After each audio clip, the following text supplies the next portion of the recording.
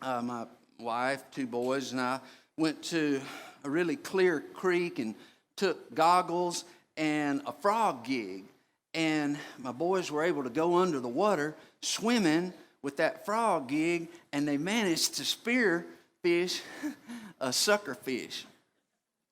And I told them, now that's not the best tasting fish, but you pretty well killed him anyway, so let's do this right. We built a fire. Meanwhile, Luke built the fire while Jake and I cleaned that fish, showed him exactly what to do. He really did it himself. Then he put that sucker fish on a stick, roasted him slowly over a fire, and we sat there and we ate every bit of it. It wasn't the best tasting fish I ever had, but it was nourishing. And here's the part of that I want to draw your attention to. It took time.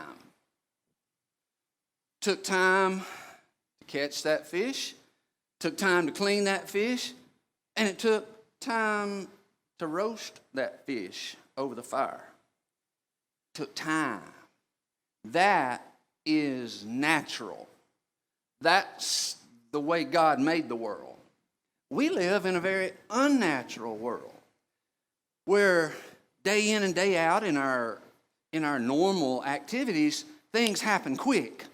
And we've grown accustomed to that. We expect things to happen quick, and if it doesn't happen quick, we think something's wrong, something's terribly wrong. For example, I read about a contest held in Pittsburgh just a few years ago. The contest was among fast food restaurants in the city of Pittsburgh to see who could get an order out the fastest. From the time the customer finished the last words of the order until the customer was handed the bag. The winner of that contest got the food to the customer in 46 seconds. The second place was really slow. It was 3 minutes. Now that's not natural. That's not the way God made this world. That's not the way reality, natural reality, really functions at all. But it can be very frustrating to us. In fact, throughout my life, it seems like I've had one frustration after another after another. Life has been a series of things I was waiting on God to do. If I look back to almost every stage and age of life, I can pinpoint there was something I was waiting on God to do, hoping that He was going to do it. For years, it was waiting on Him to finally send me a wife. And then it was for Him to finally get me through my education. And then finally get me into real ministry. And life is made up of one wait after another. I've been waiting on various things all my life. I bet there are some things you're waiting on. We wait, or say we can't wait to get married. And then there are others who can't wait to get divorced. There are people who can't wait to get that first good job, and then there are people who already have that job who can't wait to retire from it. When you're a little kid, you can hardly wait for Christmas to come. When it's hot summertime, I'm waiting on cool weather. When it's cold wintertime, I'm waiting on warm weather again. It's just part of the way God made this world. And to a point, there's not a whole lot of getting around it. God actually seems to be the cause of all this waiting. And it makes me mad because I'm afraid He set it up that way on purpose.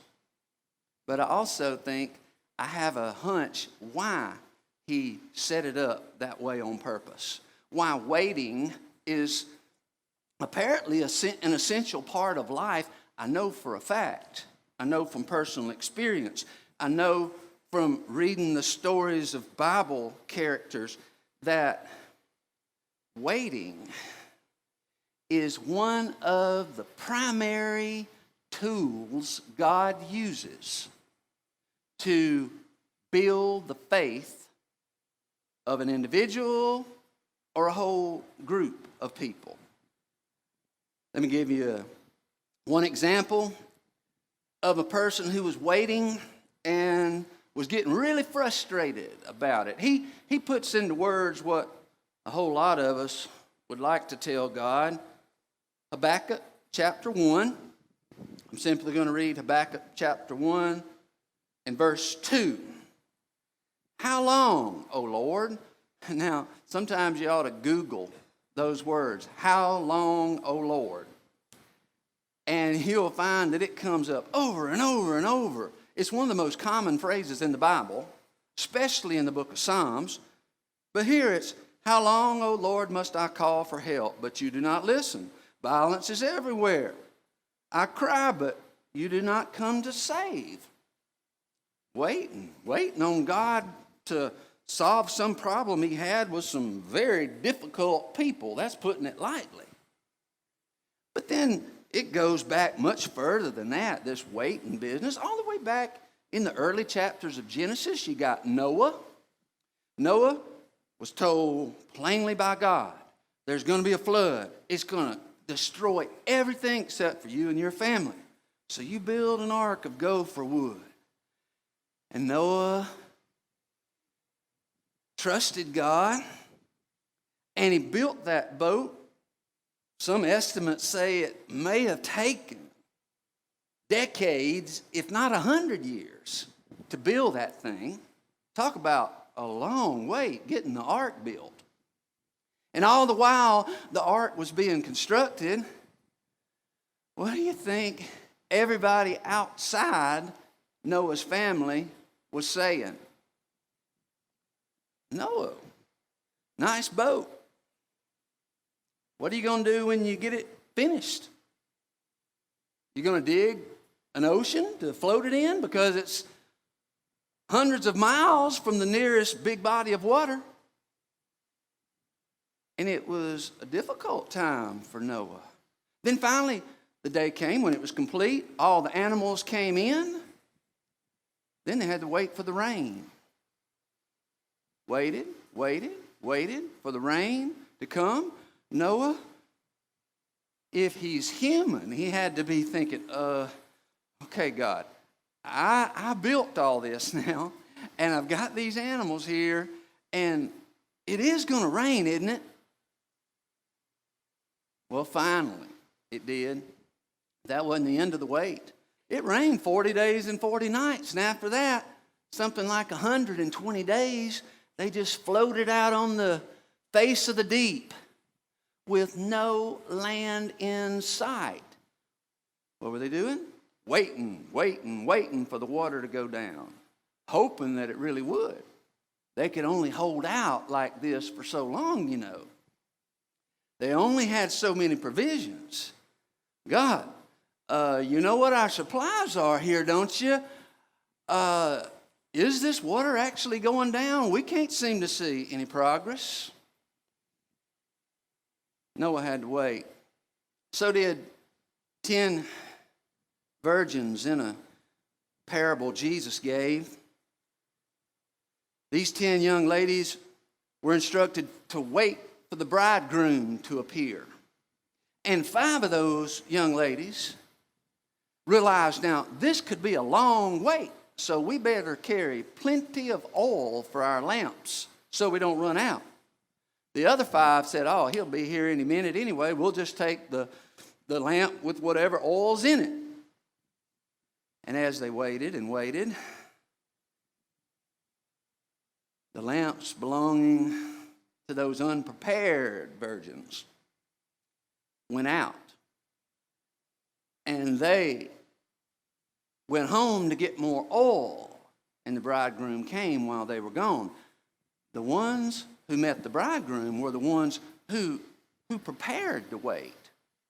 They were prepared for however long this might take. And we're not always prepared either. The children of Israel,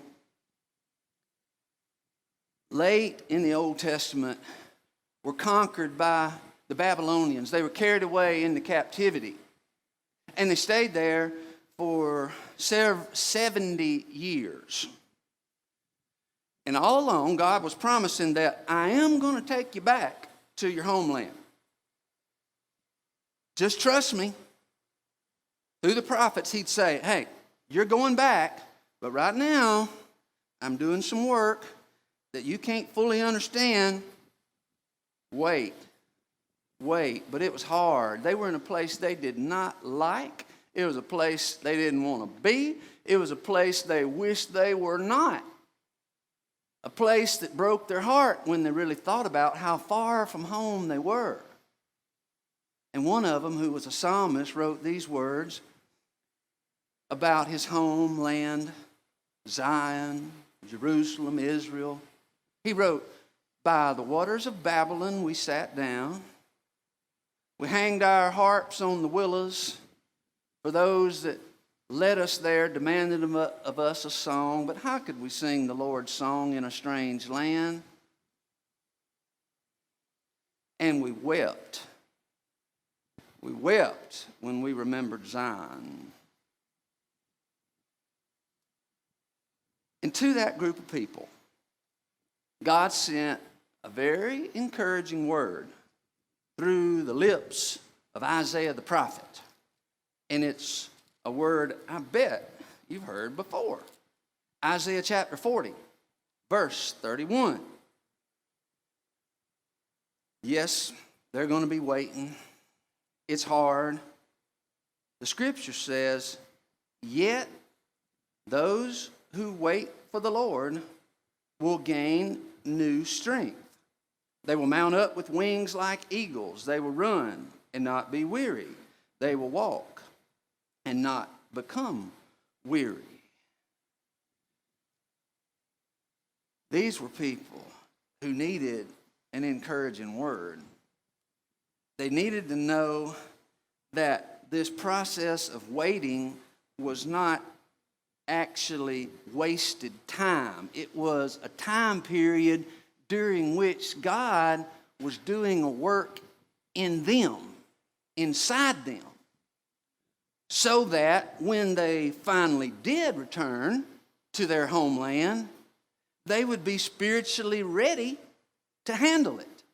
They would have the moral fiber and the character they were going to need to survive there and to thrive there.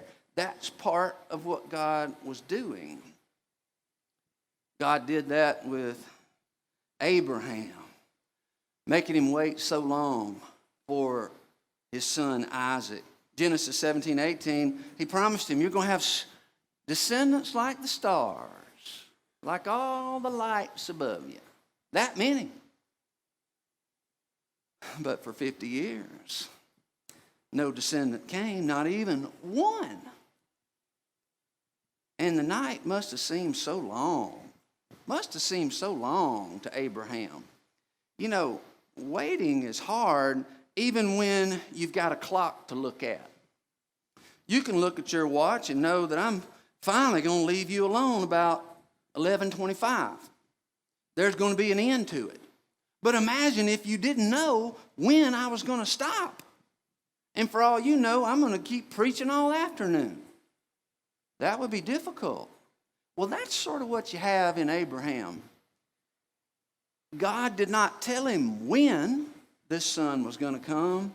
He just promised him that the son would come. And so Abraham waited and waited through a very dark night, not knowing what time it was, not knowing when the morning was going to come. You ever spent a really miserable night longing for the dawn to hit? The worst one I ever had was on the banks of the Alabama River when I was 13 years old. Fishing trip, Labor Day. We borrowed an old tent to sleep in. That was the problem. An old tent with lots of holes. And long about 10 in the evening, the mosquitoes were just eating us alive. I'd never seen anything, experienced anything like it before or since. I would shine my flashlight up in the roof of that tent, and it was just covered with mosquitoes. And they would take turns. They divided it up and got a strategy going so that like 5 at a time would come down and buzz into my ears, and the other 5 would attack my brother. And then they had reinforcements that were coming in as fast as these were leaving. It was awful. We tried sleeping by the fire in the smoke for as much as we could stand. Tried burying ourselves under the sleeping bag, but it was already 85 degrees outside and muggy, more muggy than somebody in western Arkansas can imagine. Sweating. Long night. When would it end? All I know is, the only thing I remember is dawn finally came. And there's something you need to know. Every time you find yourself waiting on God, it's usually going to be that you're waiting on something you desperately need Him to do. And you don't even know how long you can hold out if He keeps making you wait. You need to know this. Another word for wait is trust. To wait on God is to trust God. In fact, some translations, like the New Living Translation, translates Isaiah 40:31 as those who trust in the Lord will renew their strength. There's a little difference, a subtle meaning difference, and yet you put them together and it makes sense. To wait on God is to trust God. But the opposite's also true. To give up on God and rush in prematurely is a sign of mistrust. That's one of the most important lessons God has to teach His people in every time.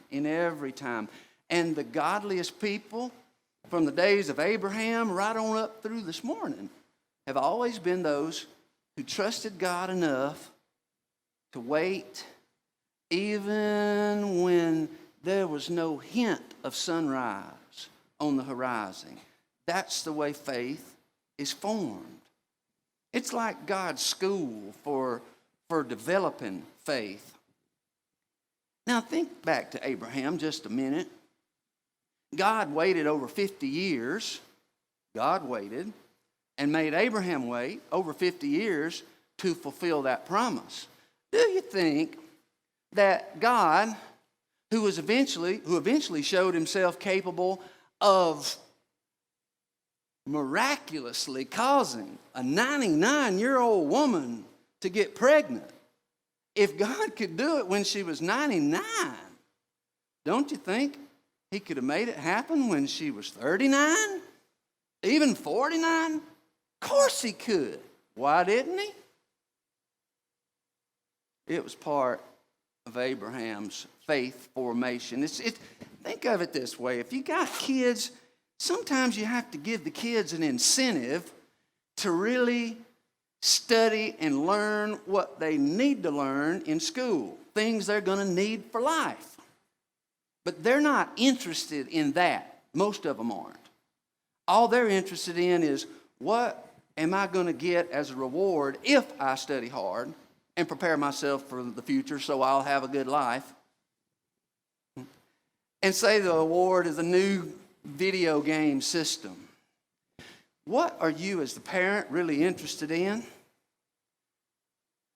That video game system will last a year and then it'll be outdated. You know that's not a big deal. And you could probably go to Walmart and buy it with a snap of your fingers, but you don't. You wait till the semester's over, because to buy it prematurely, to make it too easy, is to sabotage the whole reason for offering that reward in the first place. But life can be like school. In fact, life is a school in many ways. And in life and in school, there are times when we just wonder, why does this particular course have to be so hard? And why does this semester seem to drag on so long? I read about one girl who was so frustrated doing her calculus homework one night that she took out the TV remote and got that fast forward button and just rammed it into the book. And she said, I just wish I could fast forward pre-calculus. Yeah, but if she fast forwarded pre-calculus, she wouldn't be ready for calculus. The whole purpose of education is to build some things in us. And often, God's way of educating us as we wait on the Lord is to build things like self-discipline, trust, perseverance. But there are some courses God puts us through that are just very, very frustrating because we can't see any way that this is possibly ever going to help me. I just cannot imagine how this particular course God has put me in is ever going to do me any good. All things are supposed to work together for the good of those that love Him, but I think this might be an exception. It's sort of like algebra to me. I had such a hard time with algebra. Oh, it was just pitiful. I seriously think I had a learning disability, and that's not a joke. I really believe I did in math. And I used to ask my teacher, and I'd ask my parents, how am I ever going to use this? I mean, I can see learning to write and read and add and subtract, but how, where in life am I going to be asked to solve equations like this? I'm not going to be an engineer. I don't get it. And I never got it until just a few years ago when I became acquainted with a college math professor from OSU. And I asked her that question. Why algebra? Why does everybody have to take algebra even if their major is going to be something totally different? She said, very simple. She said, I admit it. In daily life, you're probably not ever going to be asked to solve a quadratic equation. However, you will need critical reasoning skills. And you will need problem-solving ability. And this algebra is the mental exercise that gets you there. And waiting and trusting God, even when we don't see the outcome, is a spiritual exercise. It's that way whether we understand it or don't understand it. And there's times when the children of God just don't get it. I remember when my own children were little. I remember something that happened 2 or 3 times a week. And here's what it was. I would be busy doing something related to my work, working on a sermon, preparing for a meeting. They'd bust into my office there in the house, and they were desperate that I hurry out into the yard and watch this flip on the trampoline. And listen, I wanted to, and I can promise you, every time I possibly could, I went and watched the flip. But there's times I couldn't. And there's times if I had gone and watched all the flips, I'd have soon been without a job. They'd have soon been without a trampoline or a door to bust through. They couldn't understand that. They would run to their mother when she was preparing them a supper. My wife prepares good suppers. Balanced, delicious, everything. And they're pulling on her shirt, begging, whining, I need a snack, I need a snack. I'm about to starve to death. You ever heard that one? How many children have you ever seen truly conk out, starve to death, right there on the kitchen floor by their mama? It's a sign of immaturity. It's also a sign of spiritual immaturity. when we just simply cannot wait on God without pitching a fit. So what should we do? If pitching a fit, if whining, if rushing, if getting frantic is not the answer, what is? Well, here's a two-part answer. First of all, get busy working on the parts of this equation that you can do. Because in any problem, there's most likely going to be a portion that only God can do, because it's over your head and out of your hands. But there's also that part that you can do, and that is exactly what He expects you to do. And if you don't do it, He will not do it for you.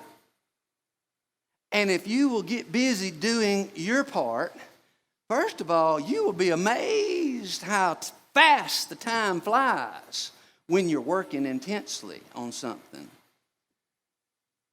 And you'll also be surprised then how naturally God does His part. Notice I said the word naturally. Naturally. It's the way He operates. We got to accept that. Waiting on God is part of the Christian life. And you know why waiting can be such exhausting work? Because a whole lot of waiting is really our attempt to control things that are out of our control. Now, if I'm trying to do a job that I don't have the ability or the power to do, I'm going to wear myself out completely. And a whole lot of us have made our lives much harder than they'd really have to be because we're trying so hard to control them. All the details, all the things we think we got to have now. Listen, you and I don't always have the power. We don't always have the knowledge or the tools to fix every problem and get it done now. But you and I have an all-powerful God who knows the future, and He holds that future in His hand.